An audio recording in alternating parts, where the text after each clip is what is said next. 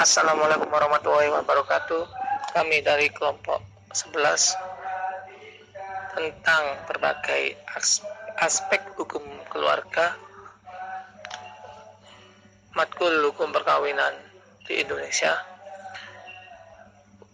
Kelompok dari kami yakni terdiri dari Zulfikar Nursaki, saya sendiri, kemudian Diva Sideki, kemudian Dewi Eka, kemudian Jawahirul Mukni, dan juga Gunawan Arsyad. Oke, sebelum kita mulai, saya akan sedikit menjelaskan tentang adona. Adona atau pemeliharaan. Adona dalam bahasa Indonesia disebut juga dengan pemeliharaan anak. Secara etimologi, adona berasal dari kata hadona, yang artinya menghimpun, tinggal, memelihara, mengasuh, dan memeluk. Adapun secara terminologi, hadona adalah pendidikan dan pemeliharaan anak sejak lahir sampai sanggup berdiri sendiri atau mampu menghidupi dirinya sendiri. Menurut istilah ahli fikih, hadona berarti memelihara anak dari segala macam bahaya yang mungkin menimpanya, menjaga kesehatan jasmani dan rohaninya, menjaga makanan dan kebersihannya, mengusahakan pendidikannya sampai ia sanggup berdiri sendiri dalam menghadapi kehidupan sebagai muslim. Selanjutnya, nafkah anak. Nafkah adalah semua kebutuhan dan keperluan yang berlaku menurut keadaan dan tempat, seperti makanan, pakaian, rumah, dan lain-lain. Tentang nafkah, Hamid Syarong mengatakan bahwa hubungan perkawinan menimbulkan kewajiban nafkah atas suami untuk istri dan anak-anaknya. Ayah berkewajiban mencukupkan nafkah anak-anaknya apabila mereka memerlukan. Demikian pula anak berkewajiban mencukupkan nafkah ibu bapaknya apabila mereka memerlukan, tanpa memperhatikan agama yang dianutnya apakah sama atau berlainan. Oke, selanjutnya kita akan bahas tentang perwalian. Nah, perwalian dalam istilah bahasa adalah wali, yang berarti menolong, yang mencintai. Nah, perwalian secara etimologis memiliki beberapa arti. Di antaranya adalah kata perwalian berasal dari kata wali dan jamak dari aulia. Kata ini berasal dari bahasa Arab yang berarti teman, klien, sanak, atau pelindung. Dalam literatur fikih Islam, perwalian disebut dengan al-walayah atau orang yang mengurus atau yang menguasai sesuatu. Seperti kata ad-dalalah yang juga bisa disebut dengan ad-dilalah, atau secara etimologis dia memiliki beberapa arti. Di antaranya adalah cinta atau al-muhabbah, dan pertolongan atau an-nasroh, dan juga berarti kekuasaan atau otoritas. Seperti dalam ungkapan al-wali, yakni orang yang mempunyai kekuasaan. Hakikat dari al-walayah atau al-wilayah adalah at-tawali al-amr, mengurus atau menguasai sesuatu.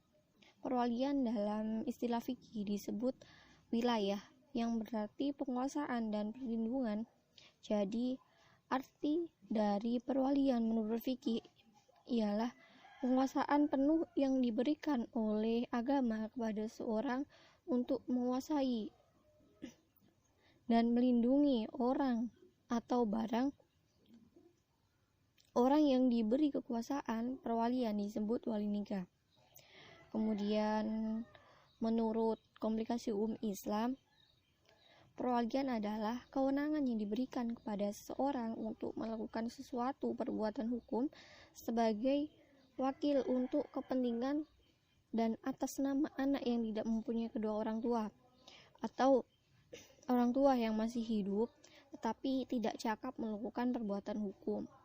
Nah, dalam pasal 20 ayat 2 komplikasi hukum Islam disebutkan bahwa wali nikah terdiri dari wali nasab dan wali hukum.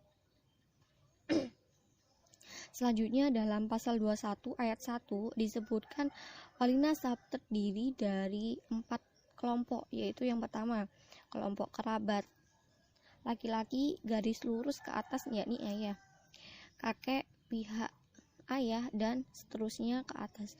Kedua, kelompok kerabat saudara laki-laki kandung atau seayah dan keturunan laki-laki mereka.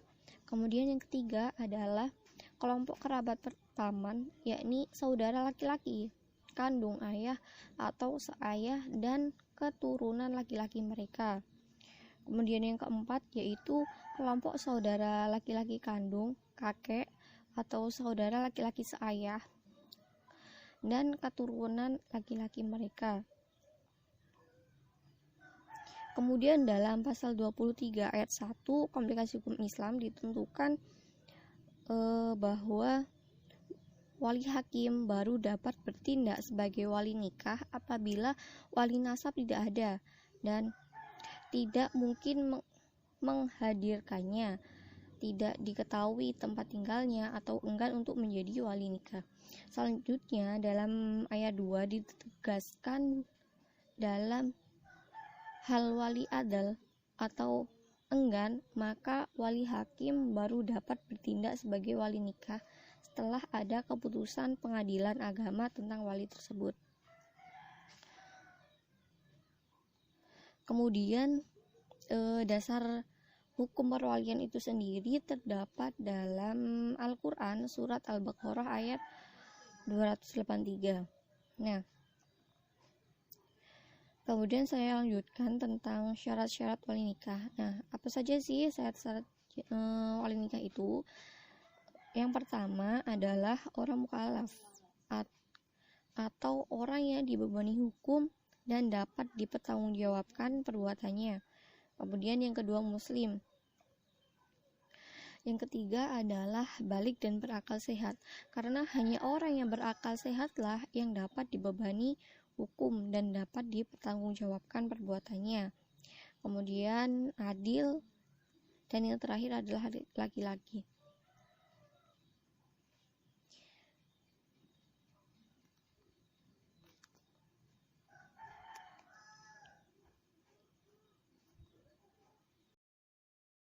Di sini saya akan menyampaikan sedikit tentang pengangkatan anak. Dalam praktiknya, pengangkatan anak di kalangan masyarakat Indonesia mempunyai beberapa tujuan dan atau motivasinya. Tujuannya adalah untuk meneruskan keturunan apabila dalam suatu perkawinan tidak memperoleh keturunan. Pengangkatan anak semakin kuat dipandang dari sisi kepentingan yang terbaik bagi si anak sebagai sarana untuk meningkatkan kesejahteraan anak, untuk memperbaiki kehidupan dan masa depan si anak yang akan diangkat tersebut. Oke, itu tadi penjelasan dari kelompok kami tentang berbagai aspek keluarga. Mungkin kurang lebihnya seperti itu. Apabila ada salah kata, mohon dimaafkan. Billahi taufiq wal hidayah, waridho wal inayah. Assalamualaikum warahmatullahi wabarakatuh.